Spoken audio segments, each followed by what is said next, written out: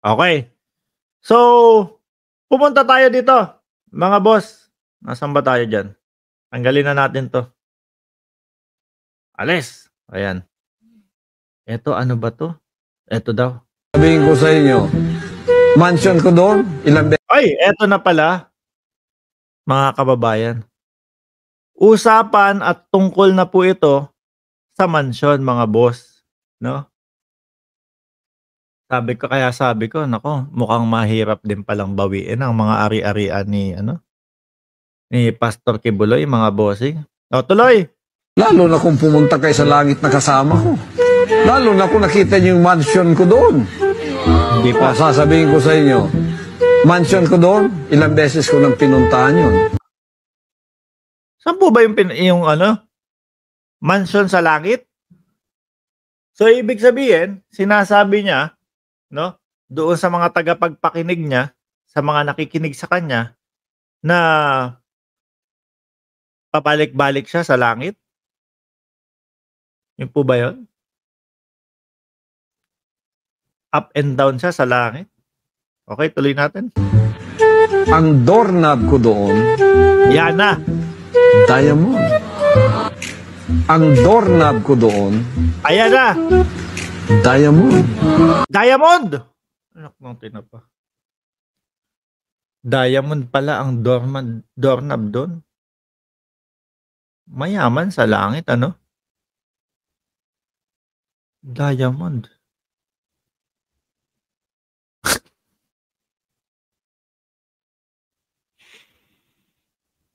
Saglit lang,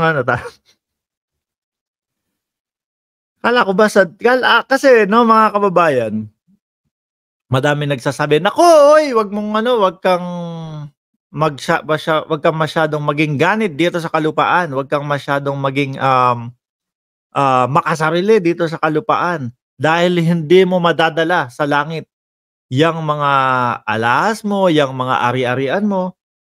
Kumbaga, ang pinapaniwalaan po kasi natin, mga bossing, 'di po ba, na lahat 'yan maiiwan natin dito sa lupa. 'Pag namatay ka, oh, 'pag nategi ka, after 1 taon, yung mga pag-aari mo na mga maliliit na bagay, iba na ang mga may-ari niyan. At the same time, um, yung iba diyan itinapon na sa basura para hindi ka maalala. After 10 years siguro yung mga sasakyan mo na binili mo habang nabubuhay ka, 'no, ay ano ba, iba na yung mga may-ari. Malamang hindi na nakapangalan sa iyo. Oh, malamang, yung ibang mga sasakyan mo na naging pagmamay-ari baka nasa junk shop na kasi hindi na umaandar. Oh, yun yung pagkakaalam natin. Wala po tayong madadala, 'no, pagkatapos ng ating kamatayan. Bakit si pastor nakapagdala ng ano, diamond? Aba, bias ata iyon, 'no? Sabi ni Ma'am Malu Sabino, 'pag namatay ka hindi mo madadala ang kayamanan mo. Kaya si pastor nagdala siya ng ibang kayamanan niya dun sa langit, nauna na po, 'no? Kaya nga po binalik na niya kay Tatay Diggs, binigay na pala, Hindi, pero sabi niya, pabalik-balik ako sa langit. Oh, ang doorknob ng aking pintuan dun ay diamond. Anong nangyari dun? Bakit si pastor may diamond? Sabi nga dun sa kanta, sa langit wala ang beer. Oh, 'di ba? Tuloy nga. Diamond. Diamond. I am now the owner of the earth. Patay tayo diyan. Diyos ko po, earth na nga lang yung natira sa atin. Dito na nga lang tayo sa earth dahil kapag labas natin ng earth, sabi ko, nako, paglabas natin ng earth, universe naman. Kay pastor na yun, baka hindi tayo papasukin doon. Ngayon, pati earth na pala.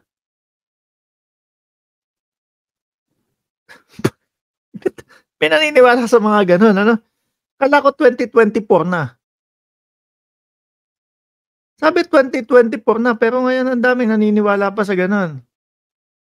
Ulit ka. I am now the owner of the earth. Oh, I am now the owner of the world. Well, now, I am the champion of the world.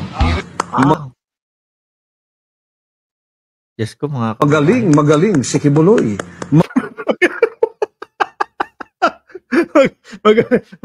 Magaling. Siya na lang po ang magaling. Ang ending nito mga kababayan, yung kay Pastor Kibuloy, no? Sana po hindi naman natin hangad siya na alam niyo yun na mapasama siya mga kababayan. Pero ang gusto lang naman po natin maging patas lahat, no? Lahat ng tao na nakapaligid sa kanya, lahat ng tao na sumusuporta sa kanya, sana maringgan din nila, madinig din nila o pakinggan din nila yung mga tao na nasa kabilang side nitong mga nangyayari na to. Pakinggan lang nila, no? At kumbaga parang hayaan nyo si pastor na maipaliwanag yung sarili niya. Mga kababayan, harapin niya sa korte ang kaso niya. Ganun lang naman po yan. Eto, last po. Mukhang si pastor nagpatawag na ng mga vloggers. Pang-anim natin ito sa last topic natin. Si pastor mukhang nagpatawag na ng mga vloggers, no? Dahil nakita ko doon sa mga pictures may mga vlogger lumutang na, no? Nakasama na po yung mga vlogger, sabi ko. Mukhang nagpatawag na, mukhang mahaba-haba ng mga vlog to. Mukhang may mga titira na kay Mark Ramos, mukhang meron ng babanat kay Mark Ramos, no? Dahil ganyan po yan, sa ganyan po nag-uumpisa yan no? Para ipagtanggol si Pastor Kibuloy. At yung mga tao na yun, ay Diyos ko po, yung mga tao na yun, mga kababayan, ang pinagtatanggol, mga ayaw din po lumutang. Mga hindi din po nagpapakita. Sabi ko, inipon-ipon nyo na dyan yung mga nagtatago. Pero eto. Doon sa picture, nakita nga natin, nagpakita na si Pastor Kibuloy. So mukhang haharap na po siya. No? Haharapin niya na po yung kaso. So, ang mangyayari dito, ang siste dito, mga kababayan, nandyan na po si Dong Kengs. Ayan, kaibigan po natin yan. Ang siste dito, mga kababayan, is mag-aantay na lang po tayo kung ano po yung mga magiging hatol, no? Sa may-ari ng universe, sa may-ari ng world, sa may-ari po ng earth, no? Yun na lang po ang gagawin natin dito, mga kababayan. At kung ano man yung mga maging balita, magkabilang panig kontra kay Pastor Kibuloy at kampe kay Pastor Kibuloy, umasa po kayo no na iba-vlog pa din po natin yan, mga bossing. Dahil ang tanging hangarin lang naman po natin dito sa ating channel, mga kababayan, is alamin kung sino po yung may-ari ng universe. Tanging natin dito, mga kababayan, maging patas po sa lahat, no? May mga nagrereklamo, humarap. May mga gustong interviewin, humarap. May mga gustong magpatunay na sila ay nag-argabyado, sagutin. Yun lang po yun, mga boss. No? Pero hindi ako makamove on doon sa nakita ko kahapon. Paglabas ni Maharlika doon sa parang nakakita po sila ng bayani.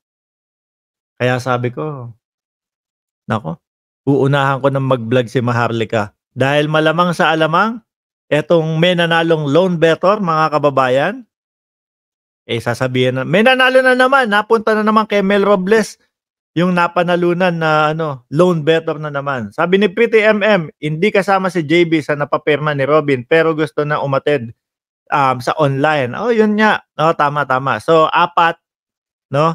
Pero parang hinihimas niya si pangalan to? Senator Risa Ontiveros na online na lang daw dumalo, mga kababayan. Sabi nga nung isang kaibigan natin na vlogger, si Mima Alicia. Ano yun?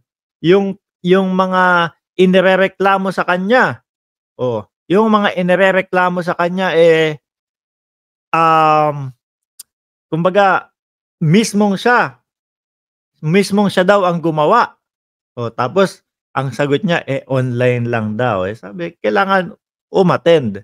Sabi naman, narinig ko naman kay Ben Tulfo, mga kababayan, na kumbaga, isang sakitan na lang kasi ipapatawag sa Senado at ipapatawag naman din daw sa Korte. Kumbaga, wag na daw pong umattend.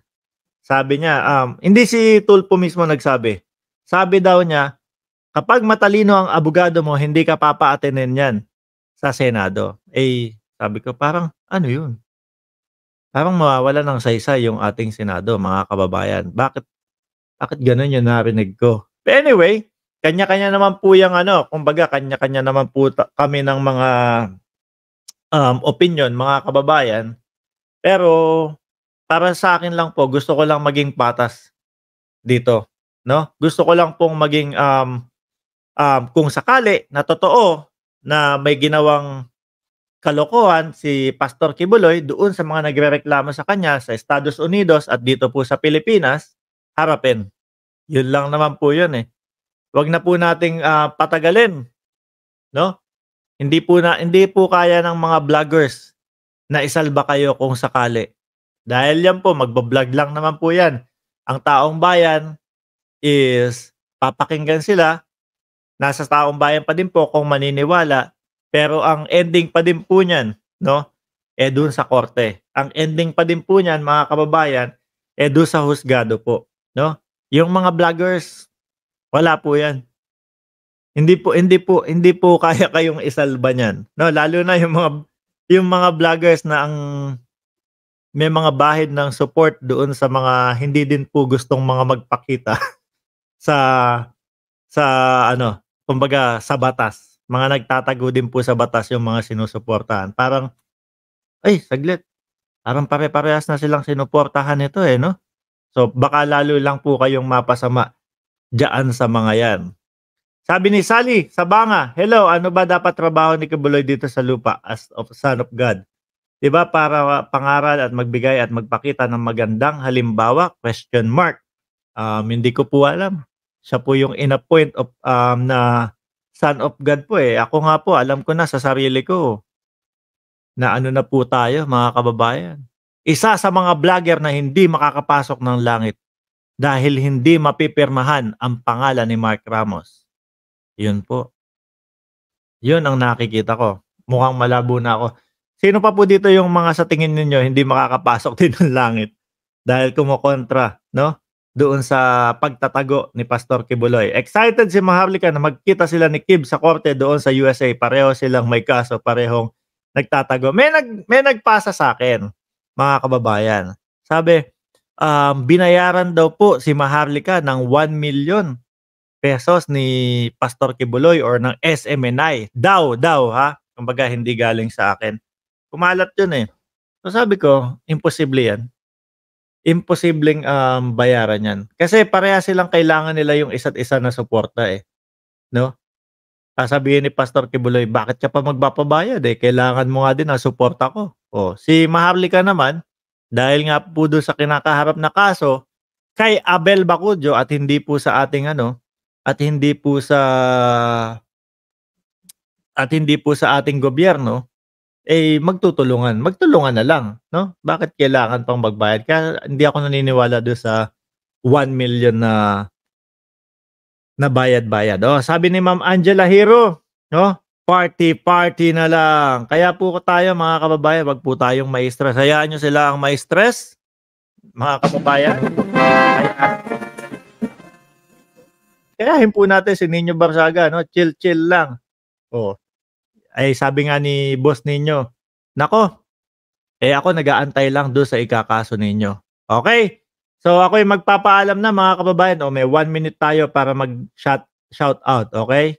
Dahil madami po yung mga nagpapa-shoutout na hindi natin na siya shoutout. Pagpaumanin nyo po, Christian Suarez, kuya, paki-vlog nyo rin kung gaano kalaki ang nakurakot ng bulaang pastor na yan paki-vlog nyo rin gaano kalaki ang bahay niyan sa Davao, sabi. Angela Hero, Truth Warrior, if they will apply it, Kibbs, it should apply with everyone. Wouldn't it be an insult to the Senate if an ordinary person invited then didn't come? Eh, si Binoy Si Binoy mukhang, ayan o, mukhang nagpapapirma na naman.